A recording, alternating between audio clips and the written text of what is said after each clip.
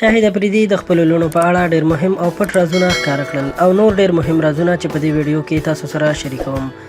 سلامونه او احترامات مې قبول کړئ دوستانو. امید دی چې ټول به روغ جوړ یاستئ. وروسته تر هغې چې د افریدي خبرې رسنیو په بېلابېلو شکلونو خپرې او تعبیر کړې، نو دغه پاکستاني آلراونډر او د پاکستان کرکټ ملي لوبډلې پخوانی کپتان یو ځل بیا د خپلو خبرو تکرار وکړ او یو ځل بیا د ځینو رسنیو خبرې ځواب کړي دي. تر دې مخکې شاهد افریدي په گیم چینجر نومي کتاب کې د خپل تیر شخصي او کرکټي ژوند خوږې او ترخې خاطرې قطار کړې وې چې د خلکو مینوالو او هم د لوبغاړو له لورې مثبت او منفي انعکاس بیا موندو. افریدي د خپل شخصي کورني ژوند په تړاو هم خبرې کړې وې او لیکلي دي دا نه مني چې د شاهد افریدي لور دی له کوره بهر ورزشي لوبې وکړي، ځکه د ده په قول دی پښتون دی او کلتوري مسایلو ته به پوره پاملرنه کوي. خو د افریدي د کتاب خبرې او هم له رسنیو سره په کړو مرکو کې پر ځینو الفاظو او خبرو د خلکو غبرګونونه هم راوپارېدل. دې ته په کتو افریدي له نیوز چینل سره په وروستۍ مرکه کې د دې پوښتنې په ځواب کې چې د پاکستان ښځینه کرکټ لوبډلې غړې ثانا میر ته د ښې کارکردګۍ وروسته تاسو مبارکي ورکوئ او کومنټونه تبادله کوئ. که ستاسو لور وغواړي چې ورزشکاره شي آیا اجازت ورکوئ؟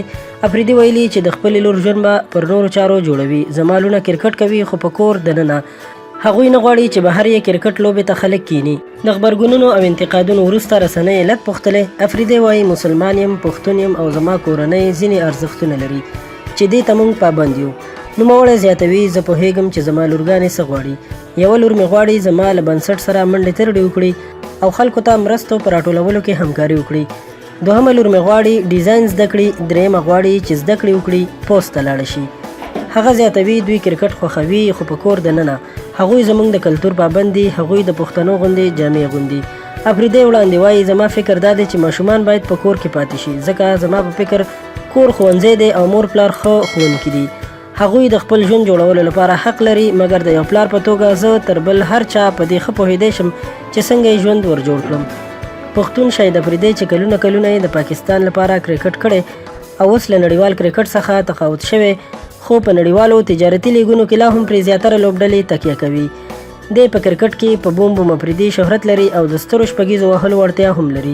افریدي چې په اوسني وخت کې نړیوال کرکټ پرېښی په دغه وجه له رسنیو سره هم ډېر غږیږي، خو زیاتره خبرې لکه د ده د تیر وخت شپږیزې د ځینو په زړه خوږې لګېدلي، اما د ځینو هغو په زړه د چاړې ګزار حسابیږي چې وروستیو ځینو خبرو یې مثبت او منفي غبرګونونه موندلي دي. خو افریدي په دې تاکید کوي چې د یو پاکستاني پلار په صفت د خپلو لورګانو په اړه تصمیم نیسي. نو دوستانو دا د افریدي په اړه ځینې معلومات چې تاسو ته مو راټول کړي وو، په دې هیله چې ستاسو به دا ویډیو خوښه شوې وي. له نورو همدغسې په زړه پورې او معلوماتي ویډیوګانو لپاره در سره زموږ چینل سبسکرایب کړئ، ورسره خوا کې د بیل نشان هم ووهئ چې زموږ د هرې نوې راتلونکې ویډیو سره تاسو ته خبر درکړل شي. ډېره مننه.